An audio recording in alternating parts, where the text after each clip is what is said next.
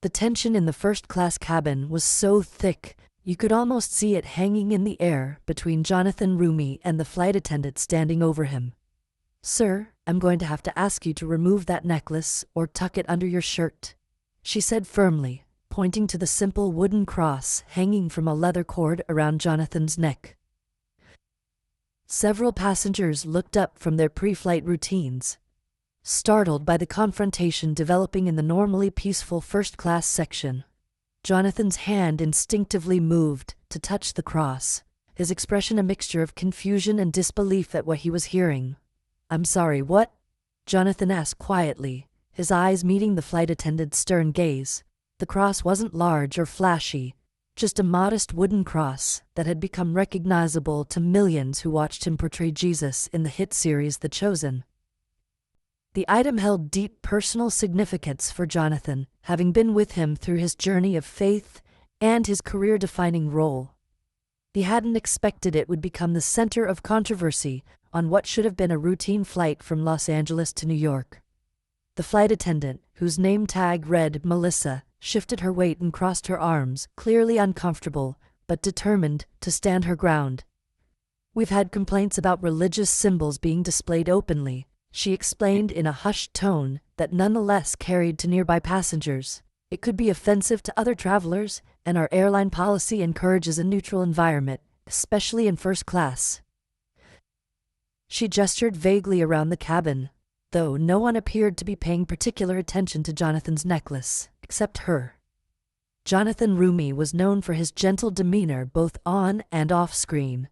The same calming presence that had drawn millions to his portrayal of Jesus, now evident in how he handled this unexpected confrontation.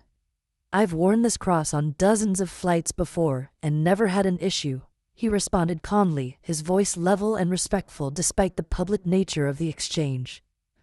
"Could you please show me where in your airline's policy it states that religious symbols aren't allowed to be visible?"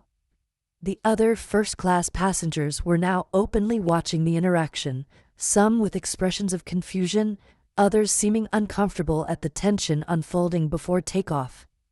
Have you ever witnessed someone stand firm in their faith when facing public pressure to hide it? How would you respond if asked to conceal a symbol of your deepest beliefs? This is the remarkable true story of how Jonathan Roumie, best known for portraying Jesus in The Chosen, responded when challenged about his faith in an unexpected place. Earlier that morning, Jonathan had arrived at the airport dressed simply in jeans, a navy button-down shirt, and comfortable travel shoes. His beard was neatly trimmed, his hair styled casually, nothing about his appearance suggesting he was the star of the fastest-growing faith-based media phenomenon in decades. The wooden cross around his neck was the only distinctive element of his outfit, a humble piece that held profound meaning rather than monetary value. As he made his way through security, a few fans recognized him, approaching respectfully for quick photos or to express how his portrayal of Jesus had impacted their lives. Jonathan always took these encounters in stride, genuinely appreciative of the connections his work had created with viewers around the world. He smiled warmly, thanked them for watching the show, and continued on his way to the first-class lounge where he hoped to respond to emails before boarding his flight. The day had started normally enough. He was flying to New York for interviews about the upcoming season of The Chosen, a schedule packed with media appearances and fan events. Jonathan sipped his coffee in the lounge, occasionally glancing at his phone to check messages from his manager about last-minute schedule changes. He was looking forward to sharing news about the series with fans who had helped crowdfund what had become a global phenomenon, bringing the story of Jesus to audiences in ways that felt both authentic and accessible. When the boarding announcement came, Jonathan gathered his carry-on bag and made his way to the gate, joining the first-class line with his ticket ready. The gate agent smiled as she scanned his boarding pass, recognizing him immediately and mentioning how much her family enjoyed watching The Chosen together each week. Jonathan thanked her sincerely, his genuine humility evident in the way he received such comments without pretense or celebrity airs. Boarding the plane, Jonathan settled into his window seat in the third row of first class, stowing his bag and pulling out a book he'd been meaning to finish. Several other passengers filed in, the usual pre-flight routine unfolding around him, people arranging their belongings, flight attendants offering pre-departure beverages, the gentle hum of conversation filling the cabin. Nothing suggested that this flight would be anything but ordinary. As Jonathan opened his book and began to read, Melissa, the lead flight attendant for the first-class cabin, had been with the airline for 15 years and prided herself on maintaining what she considered a professional environment. When she first noticed Jonathan's cross, as she offered him water or orange juice, something about it immediately caught her attention. She had served many celebrities over the years, but something about this passenger and his openly displayed religious symbol triggered a response she hadn't anticipated. "Water would be great, thank you," Jonathan said with a smile, looking up from his book as Melissa offered the pre-flight beverages. She nodded professionally, but her eyes lingered on the wooden cross, a fleeting expression of disapproval crossing her face, before she moved on to the next passenger. Jonathan didn't notice her reaction, returning to his reading as the cabin continued to fill with the remaining passengers. 20 minutes later, as the boarding process was nearly complete and the crew was preparing for departure, Melissa returned to Jonathan's seat, this time with a different demeanor. "Excuse me, sir," she said in a low voice, leaning slightly closer to avoid being overheard. "I need to speak with you about the religious necklace you're wearing." Her tone was polite but firm, her mat the kind of voice used when addressing a passenger who might be violating an important rule. Jonathan looked up, momentarily confused by her request, his finger holding his place in his book. "My cross?" he asked, glancing down at the simple wooden symbol that hung from the leather cord. "Is there a problem with it?" The question was genuine. In all his travels wearing the same cross, no one had ever suggested it might be an issue. Melissa's professional smile remained fixed, but her eyes betrayed a certain tension. "Our airline aims to create a comfortable environment for all passengers, and some might find religious symbols uncomfortable or divisive," she explained smoothly.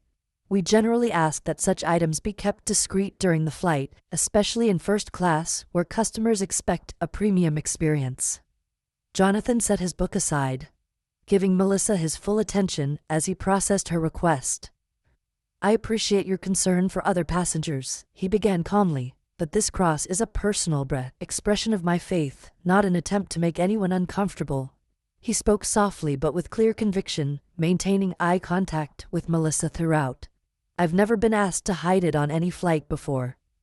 A businessman seated across the aisle glanced over, clearly listening to the exchange, while pretending to be absorbed in his magazine.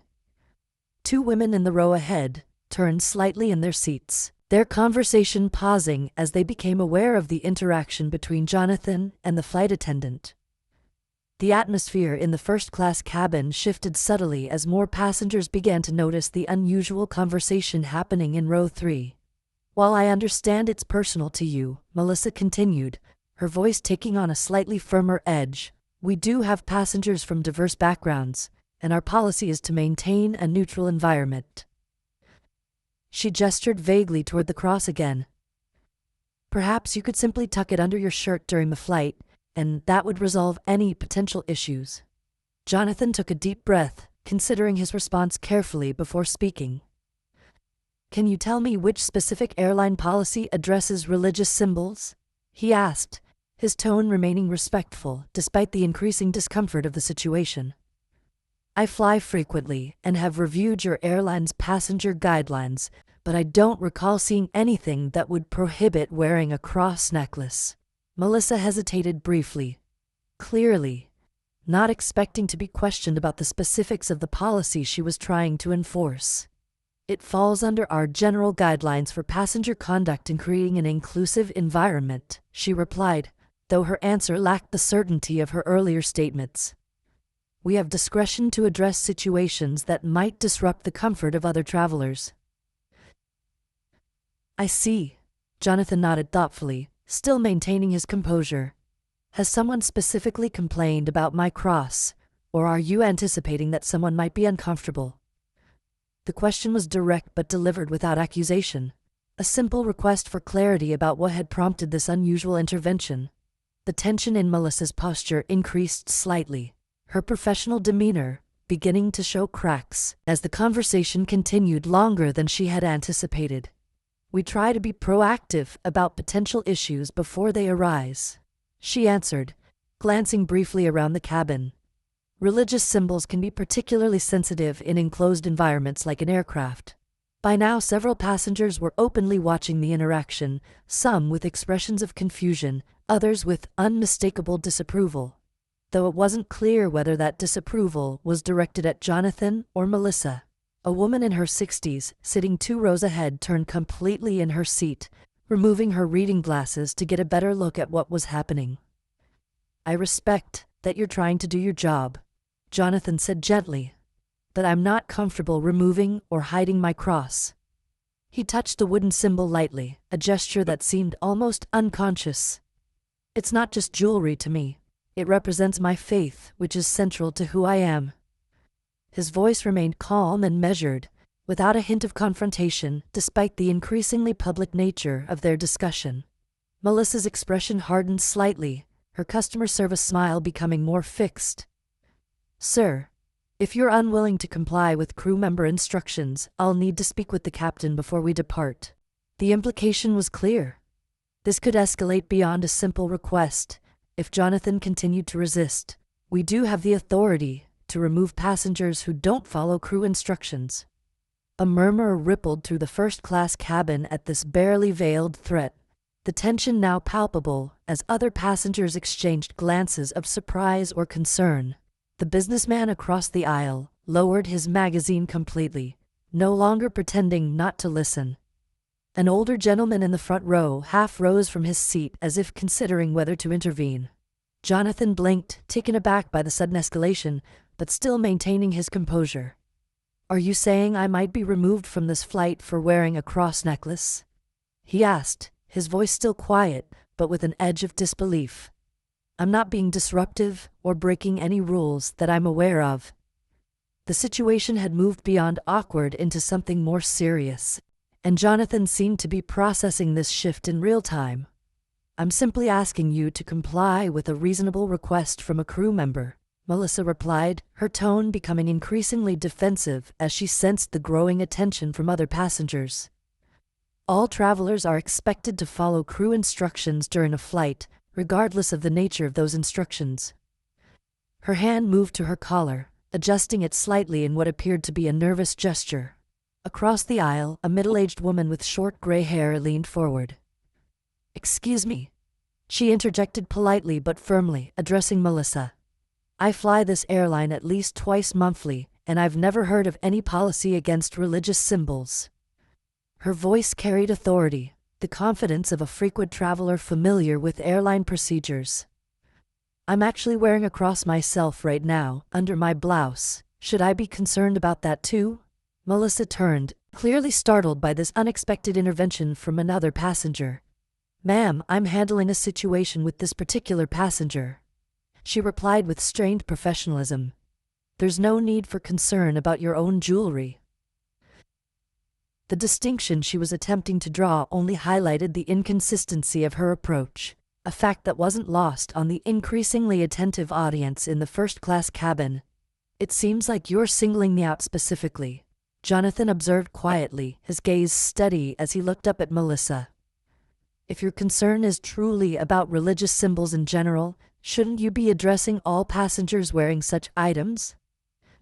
The question wasn't accusatory but logical, highlighting the selective application of this supposed policy. Another flight attendant, a younger woman named Sarah according to her name tag, approached cautiously from the galley, sensing the escalating tension. "Is everything all right here, Melissa?" she asked in a low voice, her expression concerned as she took in the scene. Melissa standing rigidly by Jonathan's seat, several passengers openly watching with expressions ranging from curiosity to disapproval. Before Melissa could answer, a man in his 40s, seated in the row behind Jonathan, spoke up. "Wait a minute, aren't you Jonathan Roumie, from The Chosen?" His voice carried through the cabin, causing more heads to turn toward Jonathan's seat. My wife and I watch your show every week. You played Jesus." This revelation sent another ripple through the cabin, context suddenly shifting as passengers made the connection between the man being asked to hide his cross and his role portraying Jesus Christ on screen. Jonathan smiled slightly and nodded, clearly accustomed to being recognized, but not wanting this detail to distract from the issue at hand. "Yes, that's me," he acknowledged simply before turning his attention back to Melissa. "But regardless of what I do for a living, I think asking anyone to hide a symbol of their faith raises some important questions about respect and religious freedom." Sarah, the second flight attendant, glanced between Jonathan and Melissa with growing understanding, clearly recognizing both who Jonathan was and the problematic nature of the request being made. "Melissa, can I speak with you for a moment?" she asked quietly, gesturing toward the galley. "I think we should discuss this before taking any further action." Melissa hesitated, her authority now openly challenged by both passengers and her colleague. "Sir, please just consider my request while I consult with my team," she said to Jonathan, her tone still firm but with a new undercurrent of uncertainty. "We'll return shortly." With that, she turned and followed Sarah toward the front of the cabin, their hushed conversation beginning immediately as they moved out of earshot. As the flight attendant stepped away, several passengers leaned toward Jonathan with expressions of support or curiosity. "I can't believe she asked you to hide your cross," the woman with gray hair said, shaking her head in disbelief. "I've been flying for 40 years and never encountered anything like that." Jonathan smiled appreciatively at her words, though the tension around his eyes suggested the confrontation had affected him more than his calm exterior might indicate. The man who had recognized him extended his hand across the aisle. "I'm David Henderson. My family loves your portrayal of Jesus," he said with genuine warmth. The irony of asking the man who plays Jesus to hide his cross isn't lost on any of us. A few chuckles rippled through the nearby seats, the absurdity of the situation providing a moment of levity amid the tension. Jonathan shook David's hand with a grateful smile. "Thank you for watching the show," he responded sincerely. "We put our hearts into making it, and it means a lot to hear it's connecting with viewers." Even in this uncomfortable moment, his genuine appreciation for fans was evident, a humility that seemed to align with the character he portrayed on screen. At the front of the cabin, the conversation between Melissa and Sarah appeared to be growing more intense, with Sarah doing most of the talking while Melissa's posture became increasingly defensive. The younger flight attendant gestured subtly toward Jonathan's seat, her expression concerned as she appeared to be explaining something to her colleague. The captain emerged from the cockpit, a tall man with graying hair and the confident bearing of someone with decades of flight experience. He listened briefly to both flight attendants before glancing toward Jonathan's seat, his expression thoughtful but unreadable. After a moment's consideration, he nodded to Sarah and began walking down the aisle toward row 3. The atmosphere in the cabin grew even more charged as the captain approached, passengers watching with undisguised interest as this unusual pre-flight drama continued to unfold. Jonathan sat quietly, his book now closed on his lap, the wooden cross still visible against his navy shirt as he waited to see what would happen next. "Mr. Roumie," the captain began, his voice carrying the calm authority of someone accustomed to managing difficult situations. "I'm Captain Wilson." He extended his hand, which Jonathan shook firmly. "I understand there's been some confusion about airline policy regarding personal items." "Yes, sir," Jonathan replied respectfully. "I was asked to remove or hide my cross necklace, and I was trying to understand which specific policy requires that." His tone remained measured and respectful, the same gentle dignity that had characterized his response throughout the confrontation. Captain Wilson nodded thoughtfully, glancing briefly at the wooden cross before meeting Jonathan's eyes again. "I want to be clear that our airline does not have any policy prohibiting passengers from wearing religious symbols," he stated, his voice projecting enough to be heard by those watching nearby. "We value diversity and respect the personal expressions of faith of all our customers and crew members." A visible wave of relief passed through the cabin at this clear statement, several passengers nodding in approval, while others exchanged satisfied glances. Melissa, who had followed the captain at a slight distance, stood rigidly at the edge of the aisle, her expression a mixture of embarrassment and defiance, as her interpretation of policy was publicly corrected.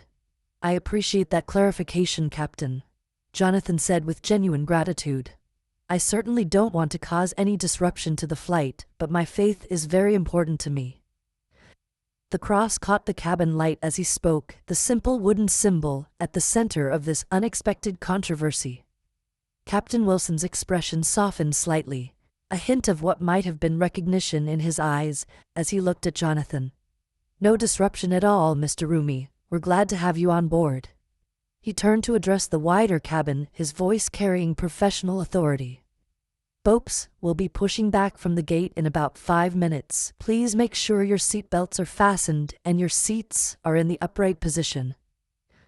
With that simple transition, the captain effectively closed the public discussion, turning to make his way back to the cockpit. As he passed Melissa, he paused briefly to say something in a low voice that didn't carry to the passengers. She nodded stiffly, her lips pressed into a thin line as she returned to the galley without looking at Jonathan or any of the passengers who had witnessed the exchange. Sarah approached Jonathan's seat with an apologetic smile. "Mr. Roumie, I want to personally apologize for any discomfort the situation caused," she said quietly. "Can I get you anything before takeoff?" The contrast between her warm professionalism and Melissa's earlier confrontational approach was striking. "Just some water would be great, thank you," Jonathan replied with a gracious smile, the tension in his shoulders visibly easing now that the situation appeared to be resolved. Sarah nodded and moved to the galley, returning moments later with a bottle of water which she placed on his armrest with another apologetic smile. As the plane pushed back from the gate and the safety demonstration began, the normal rhythms of air travel gradually reasserted themselves. Yet there remained an undercurrent of awareness throughout the first-class cabin, passengers occasionally glancing toward Jonathan or whispering quietly to their traveling companions about what they had witnessed. Jonathan opened his book again, attempting to return to his reading, though the lingering adrenaline from the confrontation made it difficult to focus on the words on the page. He found himself rereading the same paragraph several times, his thoughts continually returning to the unexpected challenge to his faith that had just occurred. Beside him, the window seat remained empty, a small mercy that gave him some space to process his emotions without immediate company. Jonathan's hand occasionally moved to touch the wooden cross, a gesture that seemed both protective and reassuring, a physical connection to the faith that had been the center of the confrontation. The plane climbed steadily through the clouds, leaving the ground and its troubles behind as it ascended to cruising altitude. The seatbelt sign dinged off, and passengers began to settle in for the cross-country journey, some reclining their seats while others pulled out laptops or tablets to work during the flight. Sarah returned to offer drinks once they reached cruising altitude, moving efficiently through the cabin with a warm smile for each passenger. When she reached Jonathan's row, her smile held an extra measure of genuine apology. "How are you doing?" she asked quietly as she handed him the sparkling water he'd requested. "I'm fine, thank you," Jonathan assured her, accepting the drink with a grateful nod. "These things happen. It's all resolved now." His gracious response seemed to ease some of Sarah's concern, though she still appeared troubled by what had transpired before takeoff. "Not all flight attendants share Melissa's perspective," Sarah said carefully, keeping her voice low. "Many of us are people of faith ourselves." She glanced briefly toward the galley where Melissa was preparing the drink cart, then back to Jonathan with a small smile. "Your show has meant a lot to my family, by the way." Jonathan's expression warmed at this unexpected connection. "That means a lot to hear, thank you," he replied sincerely. "It's been an incredible journey bringing those stories to life." The conversation shifted naturally to The Chosen, a brief moment of positive connection that helped further dissipate the tension of the earlier confrontation. As Sarah moved on to serve other passengers, the businessman across the aisle leaned slightly toward Jonathan. "I'm not particularly religious myself," he said in a conversational tone, but what happened before takeoff didn't sit right with me at all." He shook his head slightly, introducing himself as Michael Chen, a technology executive traveling to New York for a conference. "I appreciate you saying that," Jonathan replied, extending his hand to shake Michael's. "It's not about whether someone shares my beliefs, it's about respect for each person's right to express their faith peacefully." The two men fell into easy conversation, the shared experience of the pre-flight confrontation creating an unexpected connection across the aisle. Meanwhile, in the galley, Melissa was visibly struggling to maintain her professional composure as she arranged items on the meal cart. Her movements were stiff, her expression tight as she avoided making eye contact with passengers or with Sarah, who was working alongside her with practiced efficiency. Captain Wilson's voice came over the intercom, informing passengers of their flight path and expected arrival time in New York. The routine announcement brought another layer of normalcy back to the cabin, though occasional glances toward both Jonathan and Melissa suggested the incident remained fresh in passengers' minds. As the meal service began, the difference between Sarah and Melissa's approaches became increasingly apparent. Sarah moved through the cabin with genuine warmth, engaging briefly with passengers as she served their meals. Melissa, by contrast, performed her duties with technical correctness, but a distinct emotional distance, her interactions limited to the minimum required by her job. When Melissa reached Jonathan's row with the meal cart, there was a moment of palpable tension as their eyes met briefly. She placed his meal on his tray without comment, her gaze carefully avoiding the wooden cross that still hung visibly around his neck. Jonathan thanked her politely, but she had already moved on to the next passenger without acknowledging his words.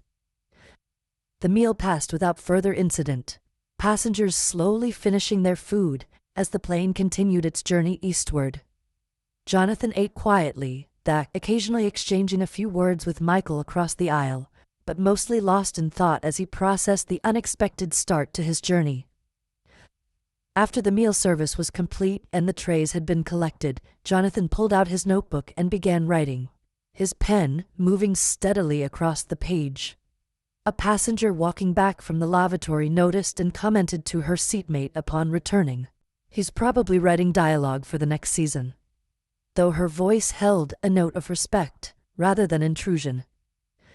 2 hours into the flight, the cabin had settled into the quiet rhythm of a long journey, most passengers either working, reading, or watching the in-flight entertainment. Jonathan had put away his notebook and closed his eyes, perhaps resting or perhaps in prayer. The peaceful expression on his face could have suggested either. Sarah appeared beside his seat, leaning down slightly to speak without disturbing other passengers. "Mr. Roumie, the captain would like to speak with you if you have a moment," she said quietly. "He's taking a break and asked if you might join him briefly near the galley." Her expression suggested this wasn't a continuation of the earlier problem, but something different entirely. Jonathan opened his eyes, a flicker of surprise crossing his face before he nodded and unbuckled his seatbelt. "Of course," he replied, rising to follow Sarah toward the front of the cabin. A few curious glances followed their progress, but most passengers remained absorbed in their own activities. Captain Wilson was standing in the small space near the galley, a cup of coffee in his hand and a thoughtful expression on his face. "Mr. Roumie, thank you for joining me," he said warmly, extending his hand. "I wanted to speak with you privately about what happened earlier." His manner was professional but genuine, suggesting a personal rather than official conversation. "I appreciate that, Captain," Jonathan replied, shaking his hand firmly. "And please, call me Jonathan." The two men stood in the relatively private space at the front of the cabin, their conversation shielded from most passengers' view by the galley wall. "Jonathan, I want to personally apologize for your experience today," Captain Wilson began, his voice low but sincere. "What happened does not reflect our airline's values or policies." He glanced briefly toward the galley where Melissa was working, then back to Jonathan with a serious expression. "Appropriate follow-up will occur, I can assure you of that." Jonathan nodded his understanding but responded with characteristic grace. "I appreciate that, but I'm not looking to get anyone in trouble," he said quietly. We all have moments when our personal discomfort or biases affect our actions. His response reflected the same compassion that made his portrayal of Jesus resonate with so many viewers. An ability to see beyond offense to the human struggle beneath. Captain Wilson's expression softened slightly, a new respect evident in his eyes. "That's generous of you," he acknowledged. "Still, this is an important learning opportunity for our crew." He paused, seeming to consider his next words carefully before continuing. "I'm actually a fan of your work, by the way. My wife and I watch every episode of The Chosen as soon as it's released." A genuine smile spread across Jonathan's face at this unexpected connection. "That means a lot to hear, thank you," he replied warmly. "We put everything we have into making the show as authentic as possible." The conversation shifted naturally to the series, Captain Wilson sharing how it had impacted his family and deepened his own faith journey. As they spoke, Melissa emerged from the galley, stopping abruptly when she saw Jonathan and the captain in conversation. Her expression flickered between embarrassment and defensiveness before she turned quickly and disappeared back into the galley. Clearly avoiding any interaction with either man, Captain Wilson noticed her reaction and sighed slightly. "Melissa has been with the airline for many years," he said quietly. "She's actually an excellent flight attendant in most respects, but clearly there are some personal issues at play today." His tone suggested concern rather than condemnation. A leader considering how best to address a complex situation with a long-term employee. "We all have our struggles," Jonathan replied thoughtfully. "Faith can be a deeply personal topic that brings up unexpected emotions." His response wasn't merely polite but reflected a genuine empathy, even for someone who had treated him disrespectfully. "I've certainly had my own journey with doubt and belief over the years." Their conversation continued for a few more minutes, touching on The Chosen, faith in the modern world, and the challenges of living one's beliefs authentically in public spaces. There was an ease between them that transcended their brief acquaintance, a connection formed through shared values despite their different professions and life paths. As their conversation concluded, Captain Wilson glanced at his watch. "I should get back to the cockpit," he said with a smile. "It's been a pleasure talking with you, Jonathan. I hope the rest of your flight is peaceful." He extended his hand once more, adding, "And thank you for your grace in a difficult situation. It's a powerful witness." Jonathan returned to his seat feeling somehow lighter despite the earlier confrontation, the conversation with Captain Wilson having provided an unexpected moment of connection amid the tension of the day. As he settled back into his seat, he noticed Michael looking at him questioningly from across the aisle. "Everything okay?" Michael asked, concern evident in his expression. "When they call you to speak with the captain, it's not usually a good sign." His attempt at humor carried a genuine question, whether this was a continuation of the earlier issue or something new entirely. Jonathan smiled reassuringly as he rebuckled his seatbelt. "Everything's fine," he confirmed. "The captain just wanted to chat about what happened earlier, and it turns out he and his wife are fans of The Chosen, so we ended up talking about the show." The simplicity of his explanation reflected his lack of interest in dramatizing the situation or playing the victim. As the flight continued, a subtle shift occurred in the cabin's atmosphere. Passengers who had witnessed the pre-flight confrontation seemed to be watching Melissa with more critical eyes, while Jonathan received occasional smiles or nods of support as people passed his seat on the way to the lavatory. 3 hours into the flight, as the plane crossed over the Midwest, Melissa appeared to be struggling more visibly with the aftermath of her actions. Her professional mask was slipping, revealing flashes of distress as she moved through the cabin performing her duties. Sarah seemed to be covering for her more frequently, handling passenger requests that would normally have fallen to the lead flight attendant. Jonathan noticed this subtle dynamic, but made no comment, simply treating both flight attendants with the same polite respect when they passed his row. His attention remained primarily on his book and notebook, occasionally glancing out the window at the landscape passing far below. As the flight began its initial descent toward New York, Melissa approached Jonathan's row with visible reluctance, a clipboard in her hand. "Mr. Roumie?" she began, her voice strained but professional. We're offering priority deplaning for our first-class passengers with tight connections. Do you need assistance with a connecting flight today? No, thank you. Jonathan replied with simple courtesy, meeting her gaze directly but without challenge. New York is my final destination today. The exchange was brief and functional, yet something in his consistent kindness seemed to affect Melissa, her expression flickering with an emotion that might have been shame before she nodded and moved to the next row. The plane landed smoothly at JFK, taxiing to the gate as passengers began the familiar routine of gathering belongings and preparing to deplane. Jonathan remained seated, in no particular rush, as he collected his notebook and book, placing them carefully in his carry-on bag. As first-class passengers began to stand and retrieve their items from the overhead bins, Melissa appeared suddenly beside Jonathan's seat. "Mr. Roumie," she said quietly, her voice barely audible above the sounds of deplaning. "May I speak with you for a moment?"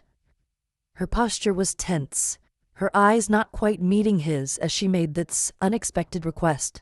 Jonathan looked up with mild surprise but nodded, remaining in his seat as other passengers filed past them toward the exit. "Of course," he replied, giving her his full attention despite the activity surrounding them. Michael hesitated briefly as he prepared to leave, glancing between Jonathan and Melissa with clear concern, but Jonathan's reassuring nod prompted him to continue toward the exit with a final supportive smile.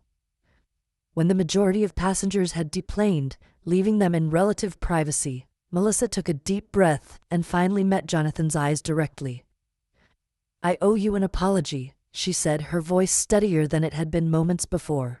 "My behavior at the beginning of this flight was unprofessional and disrespectful."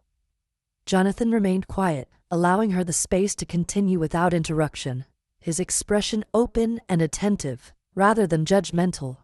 The wooden cross still hung visibly around his neck, catching the cabin light as he shifted slightly in his seat to face her more directly.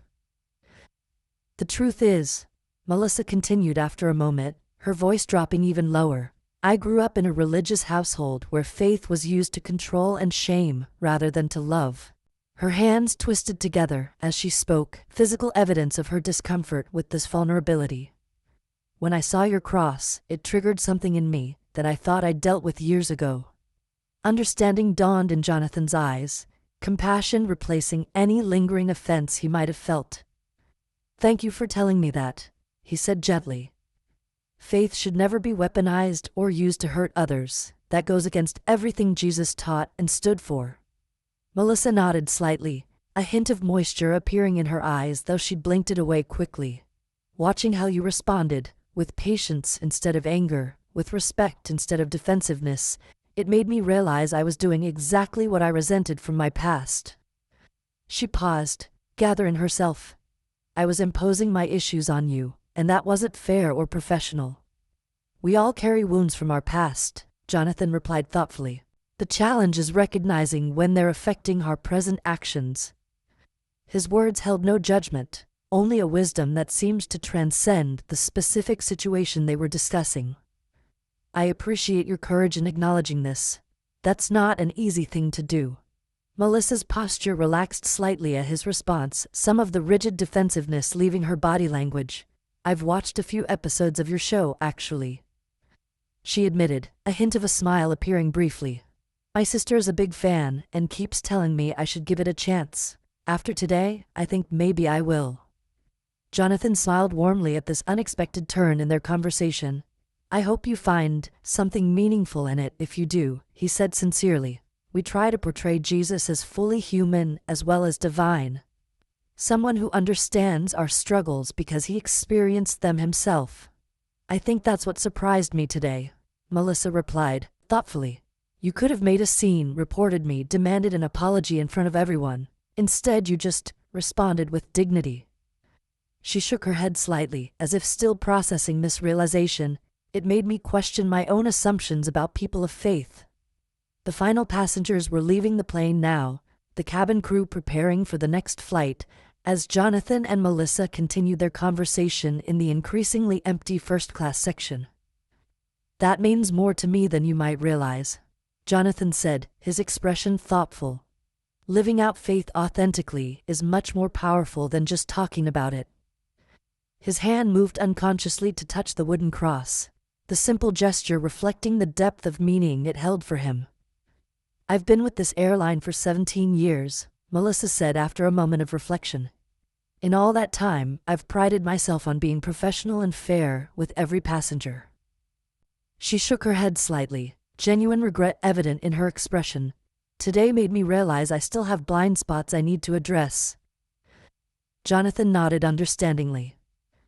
"We all have blind spots. I certainly do," he admitted with disarming honesty.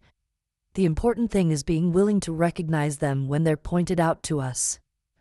His words carried no hint of superiority or judgment, only the genuine humility that had characterized his response throughout the confrontation. A cleaning crew appeared at the front of the plane, hesitating when they saw the ongoing conversation in the first-class cabin. Melissa glanced toward them and then back to Jonathan. "I should let you go," she said, straightening her posture slightly as her professional demeanor reasserted itself. "Thank you for your understanding today. It was more than I deserved." "Before I go," Jonathan said, reaching into his bag and pulling out a small card, "I'd like to give you this." He handed her what appeared to be a business card with the Chosen logo printed on one side.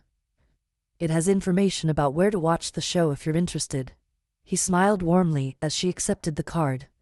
"No pressure, of course, but your sister might enjoy watching it with you." Melissa looked down at the card, then back up at Jonathan with genuine curiosity replacing her earlier defensiveness. "I think I'd like that," she admitted, slipping the card into her pocket. "And again, I'm truly sorry for how this flight began." Her apology had a sincerity that hadn't been present in her earlier communications, suggesting a real shift had occurred during their conversation. "Apology accepted," Jonathan replied simply as he stood and gathered his carry-on bag. "I hope you have a good rest of your day, Melissa." With a final smile, he made his way toward the exit, nodding politely to the waiting cleaning crew as he passed them. As Jonathan walked through the jet bridge toward the terminal, he felt a mixture of emotions: the lingering tension from the confrontation, gratitude for the unexpected resolution, and a quiet satisfaction that something meaningful had emerged from what could have been simply an unpleasant travel experience. The wooden cross tapped gently against his chest with each step, a physical reminder of the faith he had stood firm in today. In the terminal, several passengers from the flight were still gathered near the gate, including Michael Chen and the older woman with gray hair, who had spoken up during the confrontation. They approached Jonathan as he emerged, expressions of support and curiosity on their faces. "That was something else back there," Michael commented, falling into step beside Jonathan. "I've never seen anything like that on a flight before." "Is everything resolved?" the woman asked with genuine concern, introducing herself as Dr. Eleanor Simmons, a retired professor from Chicago. That flight attendant's behavior was completely inappropriate. Her indignation remained evident, though Jonathan's calm demeanor seemed to have a moderating effect on her reaction. "Yes, everything's resolved," Jonathan assured them both with a gentle smile. "We actually had a good conversation after everyone deplaned." He didn't elaborate on the personal details Melissa had shared, respecting the vulnerability she had shown in their private conversation. Sometimes challenging moments lead to unexpected understanding. Dr. Simmons looked skeptical but impressed by his positive outlook. "Well, you handled it with remarkable grace," she observed. "Not many people would respond so calmly to being singled out like that." Her words carried the weight of someone who had seen enough of life to appreciate rare displays of genuine character. The three continued walking together toward baggage claim, their conversation shifting naturally from the incident on the plane to Jonathan's work on The Chosen, and their various reasons for traveling to New York. What had begun as a confrontation over faith had transformed into an unexpected connection between strangers, bridging differences of background and belief through shared experience. 2 days later, as Jonathan prepared for his first media interview in New York, his phone pinged with a notification from Instagram. Opening the app, he found a new message in his requests folder from an unfamiliar username. The profile picture was vague, a sunset rather than a person.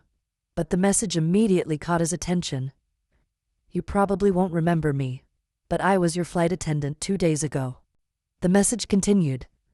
"I wanted you to know that I watched the first episode of The Chosen with my sister last night. I was surprised by how it affected me.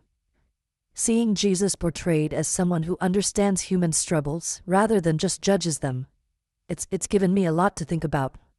Thank you for your kindness on the flight when I showed you none. Melissa." Jonathan sat quietly for a moment, taking in the unexpected follow-up to what had already been a meaningful encounter. After considering his response, he typed a simple reply. "Thank you for letting me know, Melissa. That means a lot to hear. Wishing you all the best on your journey." He added a heart emoji and sent the message, a small smile crossing his face as he considered the ripple effects that sometimes flow from standing firm in one's faith with both conviction and compassion. The story might have ended there, a private moment of reconciliation between two strangers brought together by an unusual confrontation. But 3 weeks later, as Jonathan participated in a panel discussion about The Chosen at a media event in Los Angeles, an audience member asked how his faith affected his daily life outside of his professional role. Jonathan considered the question thoughtfully before sharing a carefully anonymized version of what had happened on the flight. "Recently, I was challenged about wearing my cross necklace in a public setting," he began, his hand moving unconsciously to touch the wooden symbol that still hung around his neck. "It would have been easier to just comply and avoid conflict, but sometimes our faith calls us to stand firm, albeit with gentleness and respect." The audience listened intently as he continued. What began as a confrontation ended with a meaningful conversation about how faith can be both misused and healing. Jonathan's expression reflected genuine wonder at how the situation had unfolded. "That person later reached out to tell me they had started watching The Chosen and were seeing Jesus in a new light, not as someone who judges, but as someone who understands our human struggles." So to answer your question, he concluded with a warm smile. "Living my faith daily isn't about making grand statements or performing for others. It's about those small moments of authenticity, being willing to stand firm in your beliefs while still responding with love and understanding to those who see the world differently." The audience responded with appreciative applause, many nodding in recognition of the universal challenge of living one's deepest values consistently, especially when faced with opposition. Have you ever had to stand firm in your beliefs when it would have been easier to compromise? What happens when we respond to hostility with patience, instead of matching anger with anger? Jonathan Roumie's experience reminds us that sometimes our most powerful witness isn't what we say about